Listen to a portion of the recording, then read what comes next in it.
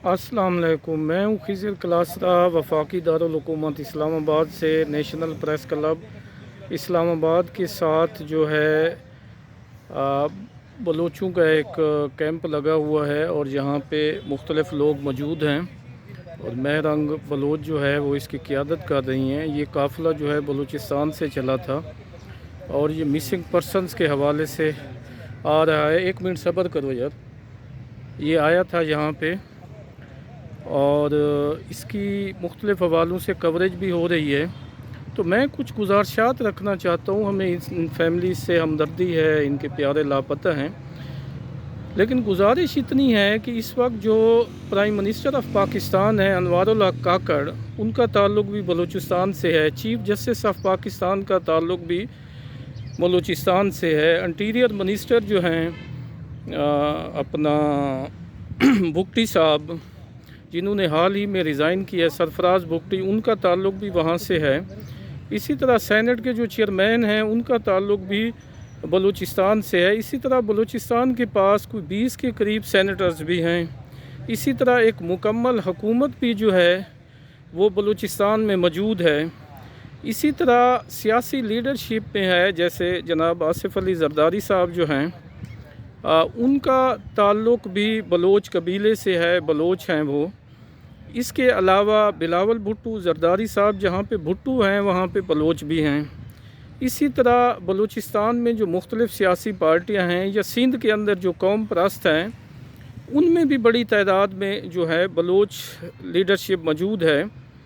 तो उस वक्त जो है जब एक पूरा सेटअप जो है, जैसे मैंने चीफ जस्टिस साहब का ज़िक्र किया, सेनेट के चेयरमैन का ज़िक्र किया, सरफराज भुट्टी साहब का ज़िक्र किया, सेनेटर्स का ज़िक्र किया, बलूचिस्तान की असम्बली का ज़िक्र किया, वहाँ की काबीना का ज़िक्र किया, वहाँ के गवर्नर साहब का ज़िक्र किया, तो आखिर क्या वजह है कि इन ख़ानदानों को यहाँ तक पहुँचना पड़ा है और यहाँ पे आके उन्हें बात करनी पड़ी है, एहतजाज करके वो एक धरना दे के यहाँ पे बैठे हुए हैं।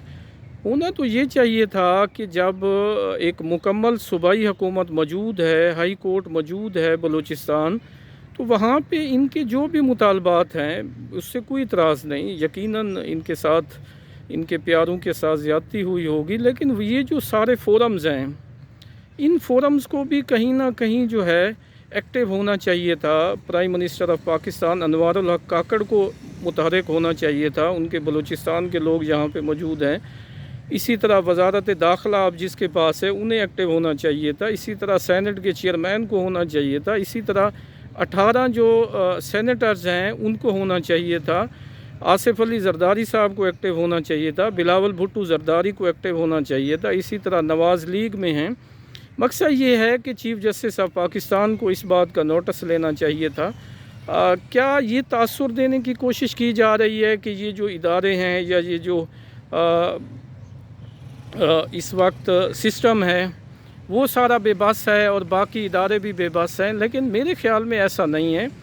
इस इशू को देखने की ज़रूरत है और पॉलिटिकल लीडरशिप या मौजूदा निगरान सेटअप जो है वो इस हवाले से इक़दामात उठाए, इस हवाले से बात करे, इस हवाले से आगे आए। ये वफाकी दारुल हुकूमत है। दुरुस्त बात है कि इनको आखिर बलूचिस्तान की जो सूबाई हुकूमत थी उसने अकामोडेट क्यों नहीं किया? फिर इस मामले पे सेनेट के chairman, chief justice of Pakistan, prime minister of Pakistan Anwarul हक काकड़ साहब, ये आखिर क्यों खामोश हैं? ये मतलब इस इशू को इस तरह तो एक तासुर दुनिया में ये जाएगा कि शायद पाकिस्तान का जो सिस्टम और सेटअप है वो मादर पिदर आज़ाद है, कोई उसका वली वारिस नहीं है। इनके जो प्यारे हैं उनको लौटाने के लिए बलोच लीडरशिप या पश्तून लीडरशिप जो है, क्योंकि बलूचिस्तान में कोई एक कौम आबाद नहीं है, मुख्तलिफ़ कौमें आबाद हैं, ख़ास तौर पे पश्तून और बलोच हैं।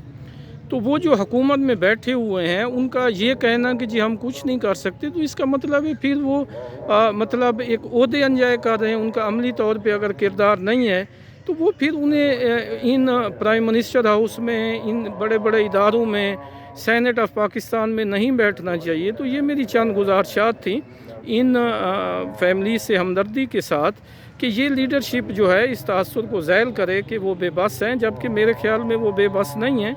वो जब निज़ाम हुकूमत के इतनी की ओहदों पे बैठे हुए हैं تو پھر بلوچستان کے ان سینکڑوں افراد، خاص طور پہ خواتین کو اگر وہ جسٹس نہیں دے سکتے یا ان کے لیے آگے نہیں آ سکتے، تو یہ تو میرا خیال ہے کہ پھر پاکستان کو دنیا بھر میں جو ہے وہ ایک مناسب طریقے سے دکھانا نہیں ہوگا۔ لوگ تو یہی تاثر لیں گے، اداروں کے خلاف لیں گے، جو کہ اداروں کی اپنی مجبوریاں ہوں گی، مسائل ہوں گے، ایشوز ہوں گے۔